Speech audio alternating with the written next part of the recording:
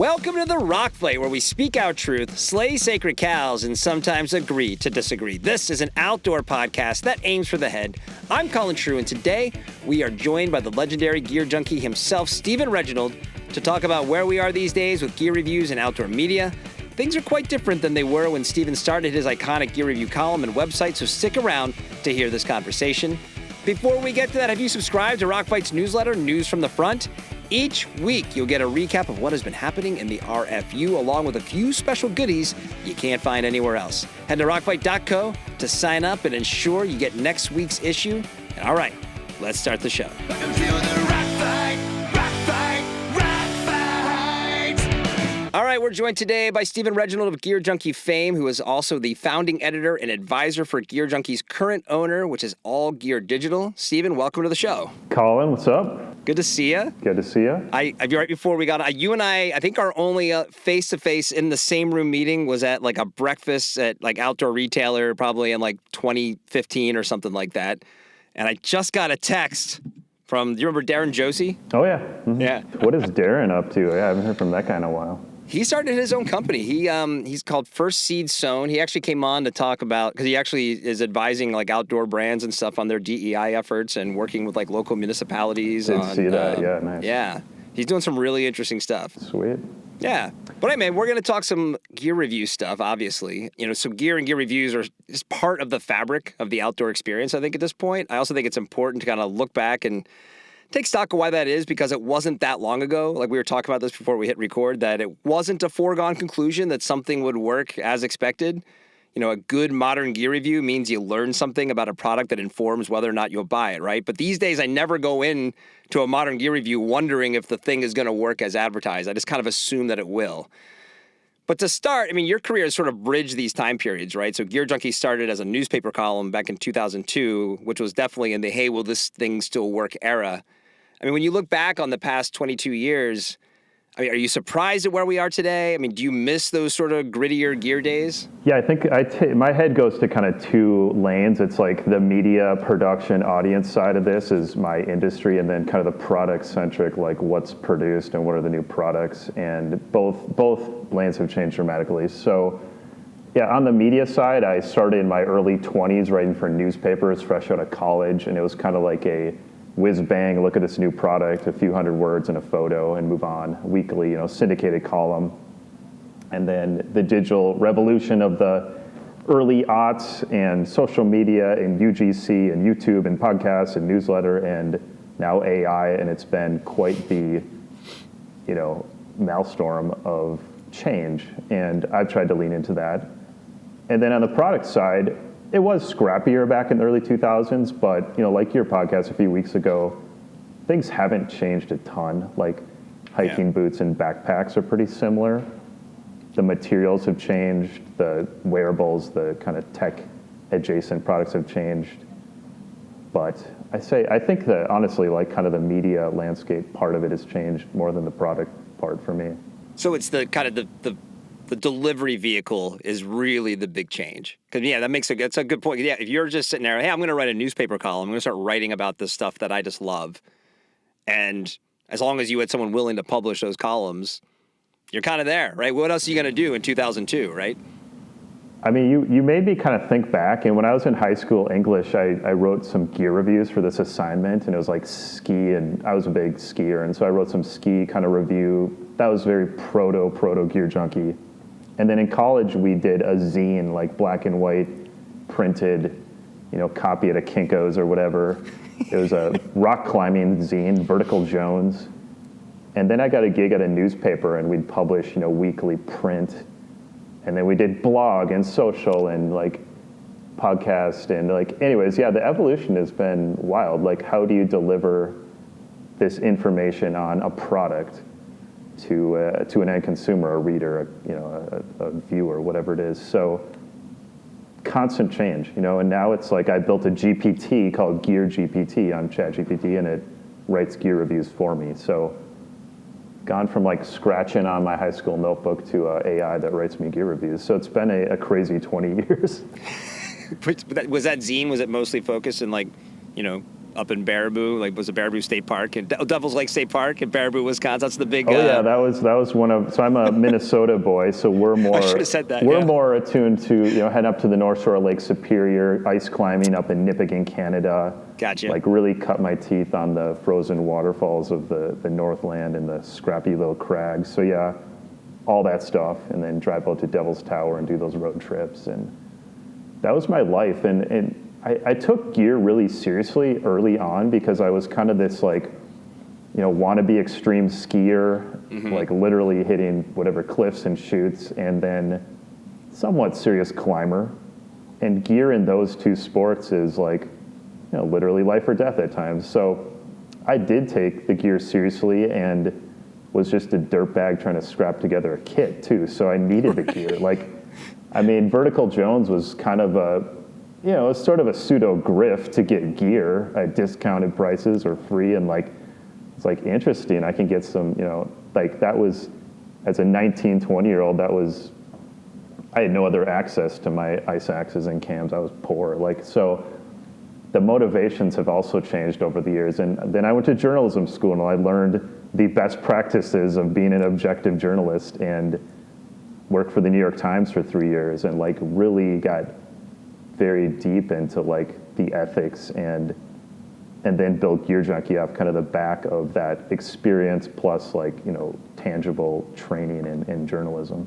Yeah, I have to sometimes check myself about coming off as, and maybe it's just hard because I'm 48 now, so it's I'm just turning into a curmudgeon and always looking back and commenting on the way things used to be. I think we just all do that probably as we get older, because it's one thing to look back and be like, oh, this is the way it was then versus the way it is now. I think it's objectively better now. Look what I just said. Things work now, and we expect them to work. And then to your point, what you were talking about, scrapping things together for a kit. I remember being not angry, but definitely didn't like the fashion adoptions of outdoor stuff, right?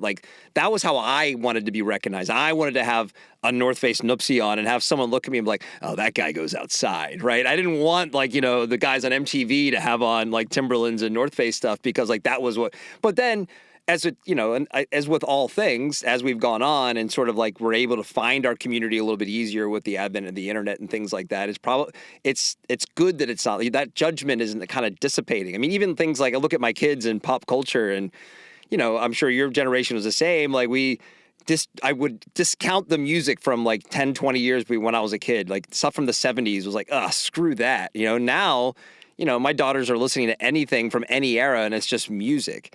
And I feel there's probably a little bit of that happening in the outdoors as well. It's just easier to kind of recognize, someone else. It's not a bad thing where we've ended up, I guess is what I'm saying.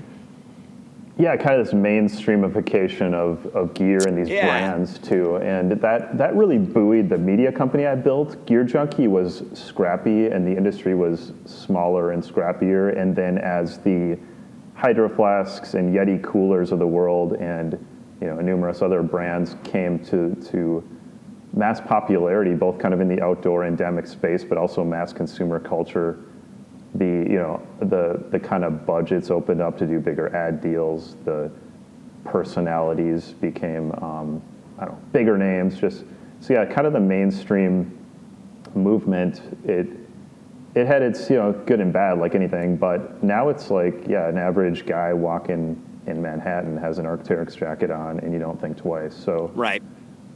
I think it does trickle from it's good product too, merino shirts and whatever the footwear and the outerwear and this stuff you need to kind of be comfortable and sometimes survive in places like Minneapolis and Manhattan and whatever. It's better gear. The brands are better products, and some of these formerly endemic brands have leaned into that and said, let's sell our down jackets and our Canada Goose, parkas to the everyday consumer and to huge financial reward as well. Well, that's a good segue into, because as sort of innovation kind of mellowed out, things are more reliable. There was this sort of cottage industry of gear reviewers and publications that were all about gear that kind of sprung up. You guys pioneered it, but we kind of achieved this place where we stopped asking questions like, what is this thing solving? and sort of took for granted that we just needed to make more stuff and kind of review it because, and it's broadly speaking, that's just kind of now what we do. So I look at a good gear review as almost like it's sort of its own art form. Like, how do you sort of hook someone, relate to them, make them understand what, even if they're not maybe in the market for something, when they kind of walk away learning something about it, whether it's, something I would like to buy or what something is, or maybe something that I'm informed now where I wasn't before. So it's sitting in 2024, like, what do you look for today in a gear review? Like, what's a good gear review today, maybe versus, back when you started?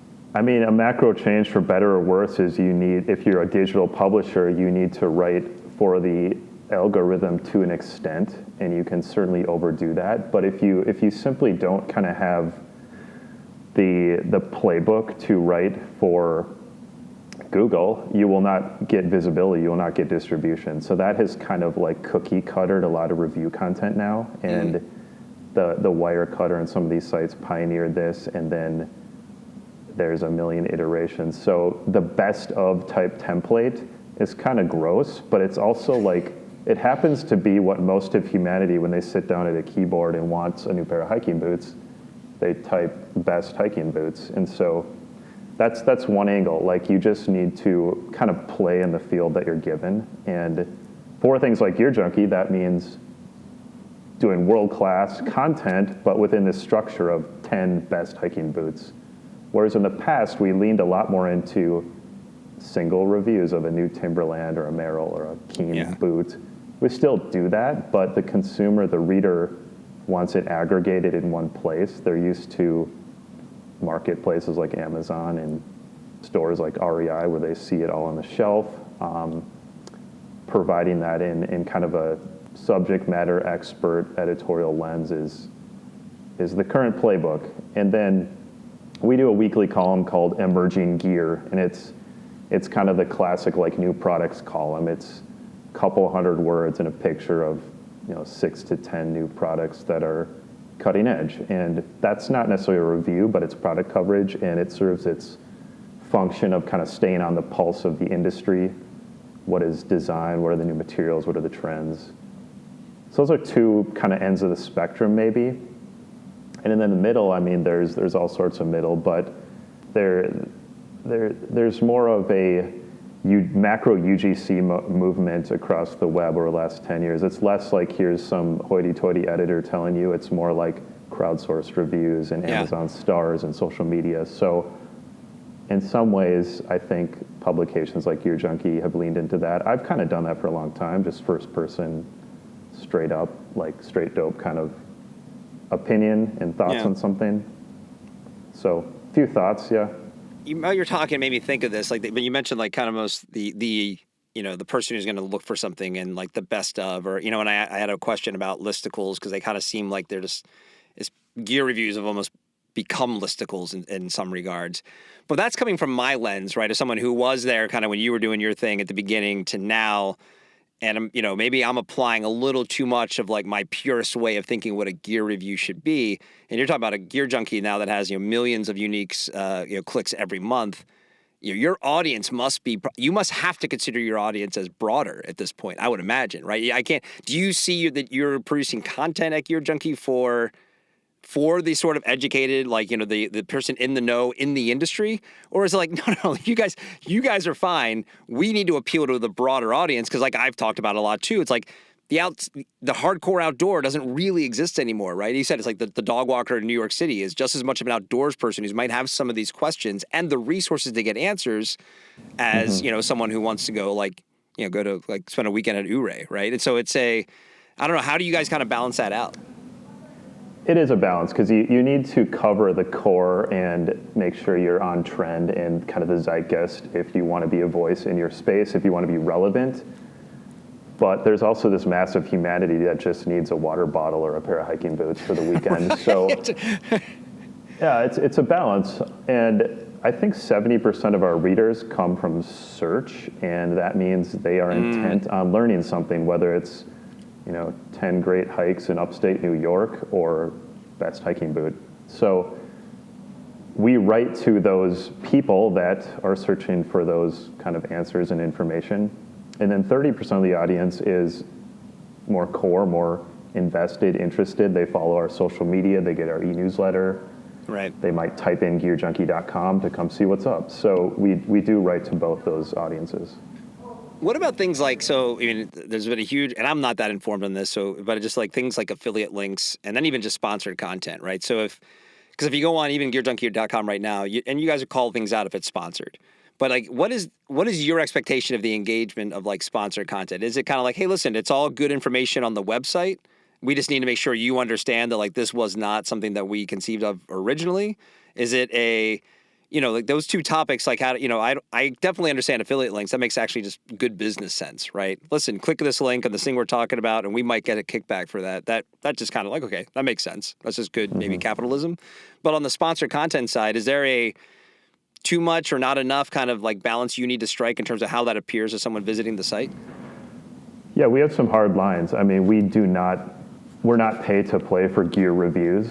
If there's a company that has a new initiative around whatever DEI or a new technology that they want to highlight, and we can do that in an advertorial type sense and build a piece of content around that, we will do that occasionally. But we don't do paid gear reviews. So I think that's the hard line. We're not going to say something's good because someone's paying us for it. But we will say you can reach our audience. That's part of our business. We can highlight what you're doing. It's going to be labeled as such. Right. I always say growing up, you're flipping through National Geographic and it says paid advertorial and it says 10 great hikes in Peru. It's like, it's just that, but in a digital format. Right. I mean, are we also then in a place where like are we at a feed the beast kind of place where now it's become such a thing and such an entrenched like part of the outdoor media scene where it's like, we just have to continue to have more gear content regardless of what it is? I don't know if the sort of volume of gear content has changed. If that's the question, like we being kind of the editorial staff at GearJunkie, we get up every day and look at press releases and news feeds and social media and try to find the stories. And I don't feel like the cadence of that has changed dramatically. There was kind of this period of like the Kickstarter revolution of crowdsourced startups and different cottage industries that, like say the SUP board revolution of like the late 2010s or whatever. Like there's been little sparks, but for the most part, there's, as you go to the OR show or anything like that, and there's kind of 30 to 50 brands that sort of buoy the industry, and they come out with new products at sort of a seasonal cadence. And right. In some ways, that hasn't changed too much in the last, 20 years, I would say. It's so funny. We talked so much on like the trade shows. You mentioned that, like when when you mentioned OR and like the stand-up paddleboard thing, I can't but help but think about that kind of 2015, 16 time frame where they had like their own freaking tent. Like it's just like here's the paddle tent now, and now that it's such a weird world, like where the trade shows have ended up. I mean, how much has that impacted you guys? I mean, it's got to be a little impactful, right? Because that was one nice thing, especially if you're focused on gear, to say, hey, here's the 2 times a year where everybody's here. And guess what they have? All their new stuff. Come see it. And now it's a little pretty convenient. Yeah. Pretty convenient. I mean, yeah, we built this whole program, Best in Show, the awards around, 2 or sometimes 3 times a year OR would happen. And we also started giving out that award at CES and other shows. And we have an auto editor and he gives out awards. So the award thing kind of focused us on like, what is the cutting edge at these trade shows that are saturated with new products? What are the 10 standout items that we can say this is a Best in Show? And yeah, that rubric doesn't exist as much. We go to the shows, we give out awards, but Patagonia's not there, and a lot of innovative companies are not there. A lot of the big guys are not there. So you end up awarding the startups and the scrappier companies, which is also kind of cool. But the press releases still come. The embargoes are still there. We see creative briefs. We see campaigns. A lot of it hasn't changed, even though the trade shows have diminished. Is there anyone that's doing it remotely? Bob? Do you have any hey, in the future, like Big Gear is going to crush it, or is it sort of? It just feels to me we're in this like holding pattern, and I'm actually going to get a chance to go to GOA Connect, the Grassroots Outdoor Alliance. They have their retailer show, And I was talking with their organizers, and you look about how that is laid out and who's there and the format. So from that they go through, and from a trade perspective, I'm like, this is all you need, right? It's all the most relevant brands. It's the most relevant retailers, minus the independent retailers, right? And business gets done here. Now, I do think there's still, where's that sort of OIA rendezvous kind of opportunity where you can like have the industry to get together. Maybe there's product on display so you can bring media in to kind of see things.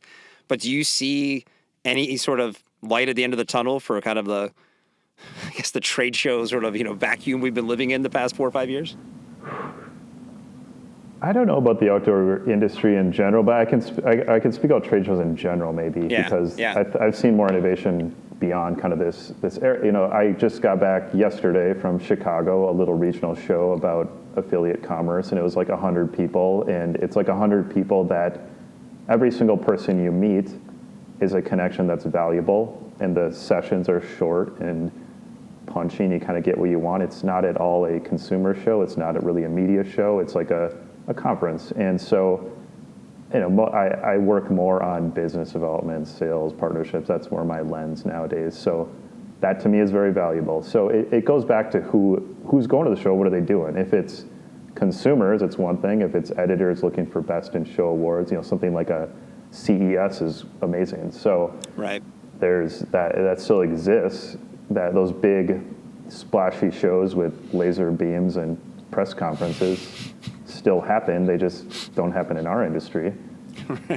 And they don't happen because a lot of that has become just kind of irrelevant with things like Zoom and social media and everything that's come to light over the last few years. As you look ahead, though, like what's the criteria you would like to see in the future? What are the changes you want to see coming, and maybe we may see eventually come on something like GearJunkie? Are you talking about the product or kind of the review lens? Reviews, product. I mean, all the above, right? I think things do feel a little stagnant. I kind of feel like in the outdoor media space, probably the gear space, there's a lot of same out there. So what would you like to see? What do you expect to see in the future? I guess I don't feel like things are stagnant necessarily. There's a lot of energy. Say if you look at, and I'm talking beyond GearJunkie, but say look at YouTube. Like if you want a review of an ultralight backpack utilized on the Pacific Crest Trail by some core dude that hiked with it for 3 months, I'm pretty sure that's on YouTube. So it definitely is. Yeah. So as one minor example, so I think discoverability is a little difficult. Like the kind of everything you want is out there in this giant world of content now, whether that's a Substack or a TikTok or a YouTube or an article on GearJunkie. So the challenge is maybe aggregating that better, and whether that's like a media job or a tech platform job, I'm not really sure, because everything is so chaotic at the moment. And we were looking at a tool called vetted.ai recently, and it's kind of like a gear review, product review AI. So things are going there. I don't love that as like a human, but as like a potential consumer of, like, I think that there's all sorts of new technologies that will change this landscape, and I'm an optimist, and I think hopefully the arc goes towards like quality and usability, and a lot of information it's just kind of like you need to know, okay, if I'm setting my AT, like what skin fits this ski or something, you don't need to read 1,000 words. It's like, just give me the info. So there's a lot of utilitarian info that I think like bots will handle in a great way, whether it's voice or some text tool. Yeah. And then on the other end of the spectrum, it's like just deeper connection to personalities that know their stuff and can give you kind of the straight up. So I think the biggest shift is going to be, and I think like this is still relevant to our conversation, is just because of all that, because of the choices, and we're seeing it in podcasts too, and like how many shows are out there, and how many are good versus bad, or and does it even matter? It's the smaller audience is going to become more valuable. I feel like there is something for everybody out there, and you're able to kind of curate to your own taste, no matter what it's about. If maybe I might find the 30-minute POV mountain bike video like annoying. It's like, well, what am I seeing here? Great, you're still going downhill. Like, I'm not getting anything from this video. Someone else might think that's awesome, and maybe they're pausing it and taking notes because they're going to ride that trail tomorrow. And it's so easy to kind of maybe wave off like, well, that's just not good. It's like, someone's going to listen to that or someone's going to watch that. It's kind of incredible the era we're entering into here. Yeah, you got to find that hyper personalization, but somewhat at scale. Otherwise, you just don't have a business there. And that's also like a question. Like, are you trying to build a media business or just do content? Because your competition as a media company is just UGC, user-generated content, whether that's Instagram, YouTube, anything else. It's like most people enjoy interfacing with other people in their community. These are some tools. And then us media folks are like, yo, let's jump in there too. But these are like UGC first platforms. And so that's where the energy is, and that's where the competition is in some ways. So if, Joe Mountain Biker has 800 views on his 30-minute stream, he's like psyched. If GearJunkie invests a big thing and we get 800 views, we're like, oh, that doesn't work. That doesn't work, right. I think a really interesting inflection was Wirecutter. And 2012 or 14, I can't remember, but Brian Lamb started Wirecutter.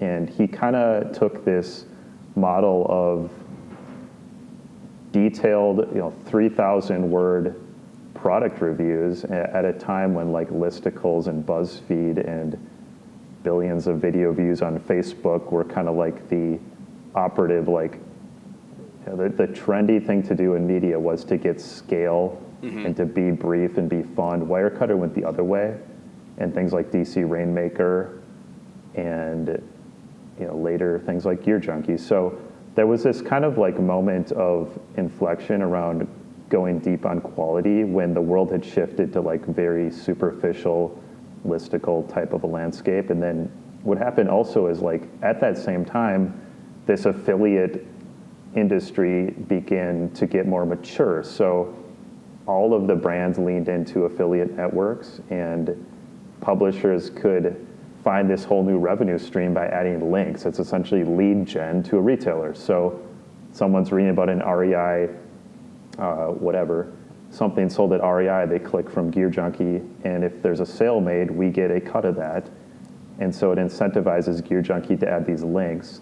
It can also incentivize brands to be gray hat about it and promote things that are maybe not the best product, but they know will get links and clicks. And so that created tension, but also opportunity. And at that same time, there was just this huge UGC revolution with, like we were talking about, YouTube and all the social media and all these kind of, amateur gear reviewers who, I'm not saying that negative because some of them are amazing, but they're doing it for free. And so now all of a sudden media is competing with everybody that wants to talk about their favorite gear online. And, it continues, the kind of craziness continues to this day with all the algorithm updates, Google Eat, HCU, generative AI, it just goes on. So from my view as a media person in the gear review space, the operative thing has been to stay nimble and to just be audience centric and try to produce objective content that is usable, and hopefully that can kind of keep you relevant and authentic for the long term. So last two things I'm going to ask you. Number one, I think did you go see? I have not seen it, but have you watched Arthur the King as an adventure racer? Did you go see it? Oh man, I haven't seen it yet, but it's on the list here. Are you excited to see that just because it's a movie about adventure racing? Oh yeah, Mark Wahlberg wearing a backpack out in the jungle. Yeah, so GearJunkie actually broke that story years ago. We were in that race, and our team, I wasn't there, but some of my editors. And it's based on a true story, right? The whole thing about. So it was. I think the movie is set in the Dominican Republic. The actual race was in, I believe, Ecuador. It was South America. And our team was racing with the dog. So we have a special connection to that film. Oh, okay, that makes more sense. We're leaning in though. We're doing a big, to be announced, but a big deal with adventure racing later this year. So it's a sport close to home. And I guess last thing I want to ask you is, and this is a really kind of lame question, but you've probably been asked this a lot. But in 22 years of gear reviews, Do you have a desert island all-time favorite product? Is there one that you point to and you're like, that's the one? And it could be because of the way it, like, what it means to GearJunkie. It doesn't have to be like even the performance of the product. Maybe it's, so there's another reason. But is there one thing that you hold up like this is? I guess if I had to say one, it'd be the buff, which I've sort of said for years. Like I use a buff like every day of my life, and I wore one today. Like it's a little windy, so I put one on my neck. But yeah, a buff is like, I discovered it in like 2004 or 5, and I was like, what is this thing? And I literally have not put it down since. So I've always got a few on my person. When my kids are cold, they're like, give me a buff. And I'm like pulling one off my ankle. So I would say the buff if I have to pick one product. That's a good one. Yeah, I wonder if, they still feel like they're riding like the survivor bump of like the early 2000s, you know? Never let go of that, yeah. But they're so dang usable, like 365, like any weather, you kind of need it. So that's kind of, I think my second would be like merino wool t-shirts and merino boxers, and like that has just been like always on my body since kind of merino came out. It's just such a great fabric in all regards. So that would be maybe number 2. Yeah, to any, I assume women as well, but definitely men. Like if you ever put on a pair of like good merino, like boxer briefs, just be prepared to drop a few $100 a year on boxer briefs because it's kind of sad. They're not as bomb-proof maybe as other things typically, right. But it's awesome. It's the best. Even in hot weather, it's the best. I asked this Jeremy Moon of Icebreaker, the founder, like, what is it with merino? Like, it's just kind of this magic, like, almost energy. It just, I'm not trying to get woo-woo, but it just feels good on the body. Yep. And he had the best answer. He said it's because every other material you wear is based on either synthetic or plant, like cotton and so forth. Merino is the base of the kind of that fabric is keratin, which I believe is like a protein, which is very, like, it's essentially hair, right? Which you already have hair on your body, so it's very natural feeling. Yeah. And that was kind of like his, physiological explanation as to why merino feels good, and I've always kind of carried that with me. All right, man, we can wrap it up there. Anything to promote? Anything? So you got a big announcement on adventure racing coming up soon. What else we got going on over at GearJunkie, or even at All Gear? Anything new at All Gear to promote? Any cool new brands? Yeah, I came on to All Gear a couple years ago. We raised some money, made a bunch of acquisitions. We just acquired Pack Hacker, which is in the portfolio now. It's a site out in Detroit that covers travel gear and packs, so it's another kind of core property. So I would say if the audience hasn't checked out the portfolio of kind of sister sites to GearJunkie, we now own Switchback Travel, Bike Groomer, iRun Far, Explorer's Web, The Inertia, Pack Hacker, and I think I'm missing something. So we have this suite of really amazing brands and people underneath those brands that care about their audience, are objective gear reviewers, journalists. So it's a great organization. And yeah, sign up for all the socials and e-news if you want a deluge of gear information from All Gear Digital. Right on, man. Well, appreciate you coming on. Thanks, Colin. That was fun.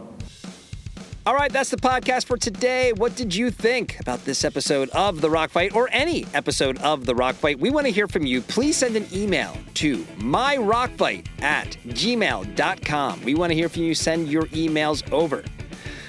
The Rock Fight is a production of Rock Fight LLC. I'm Colin True. Thanks for listening. And here to take us out, it's Krista Makes with the Rock Fight Fight Song. We'll see you next time, Rock Fighters. Rock Fight!